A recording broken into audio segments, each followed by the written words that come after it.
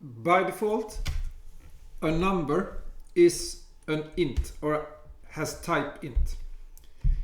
You can add both suffix and prefix to change the type. If you use U or L or both at the end, then it becomes unsigned and long or long long. Long long is a type which is at least 64 bits. Okay, and the prefix O is for octal constants, meaning an int in base 8, or for hex in the usual way. Okay, floating point number is by default double, and if you want float, then you should use F, or long double, you should use L.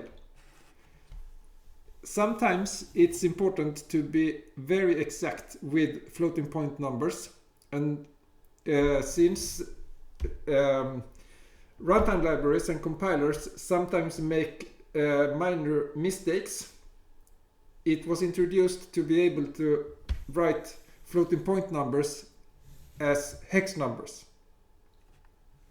Okay, so what we see here is 10 times 2 raised to the power of -3.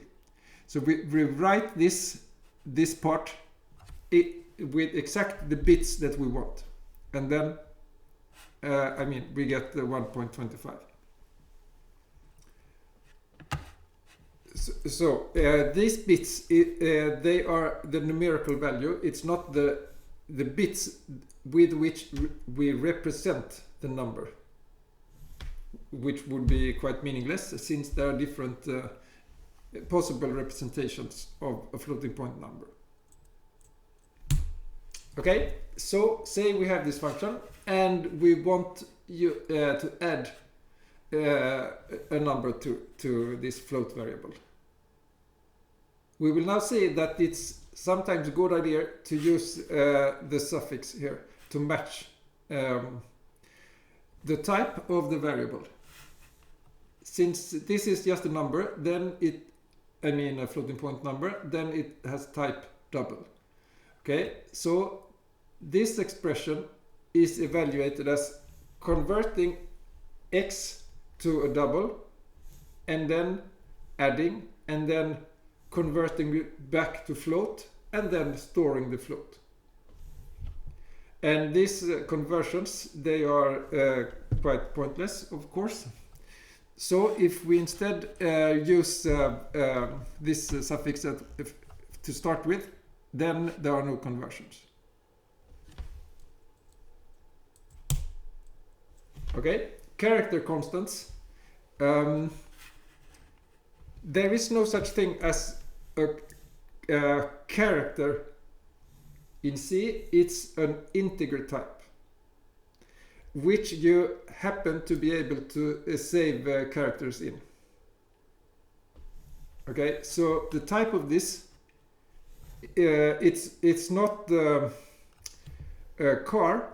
Instead, the type is int, since it's just a way to produce an int number.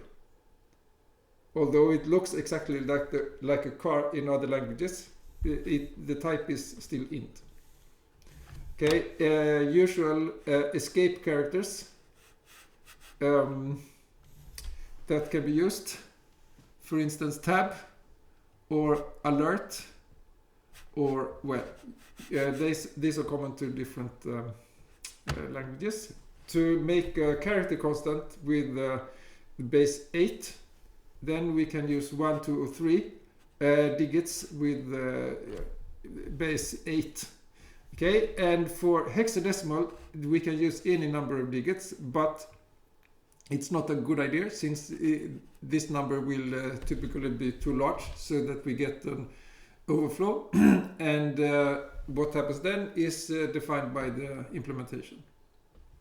We can use universal character names as constants as well. Okay, in C there is a type called wide character.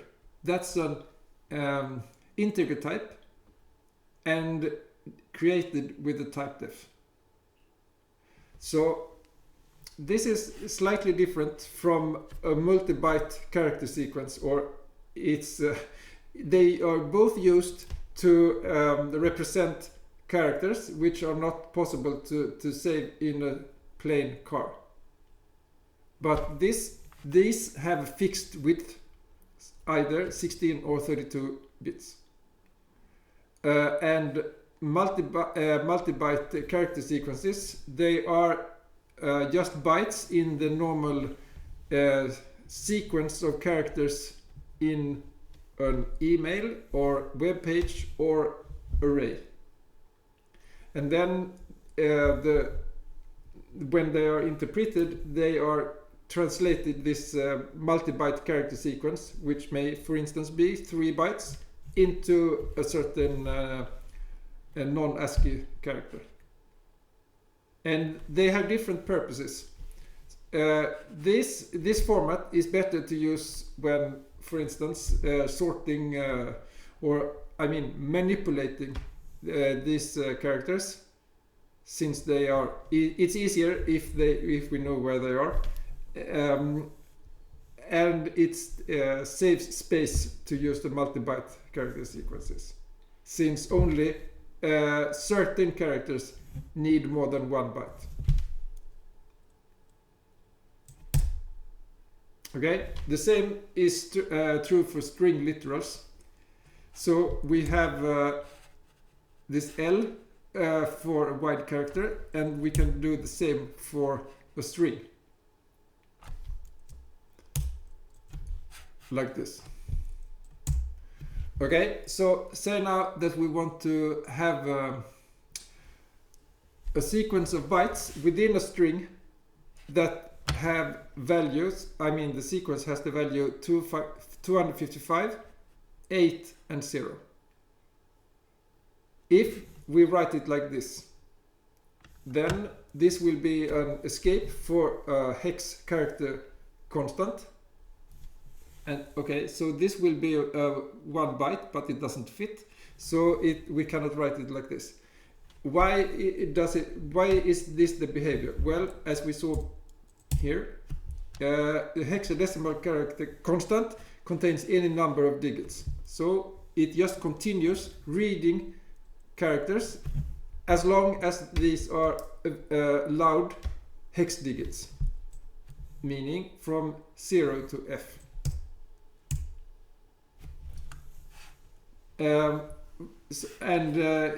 They will all be, the compiler tries to put them all in 1 byte, which is impossible, of course. What we can do, if we look at, well, we can use this version. It's a octal number, and it is this one, 3 octal digits. So when interpreting this as octal digits, it will stop interpreting them as octal digits as long as it sees a non-octal digit. Or we can use this string concatenation. If we write strings, two strings next to each other, they are merged by the compiler into 1 string.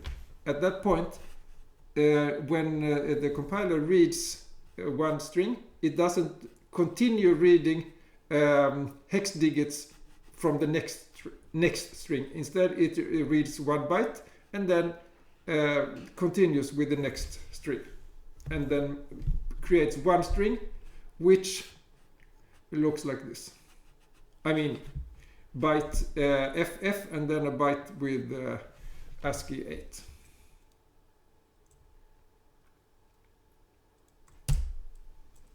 Okay, and if this is really not important, but if we mix normal strings and wide strings,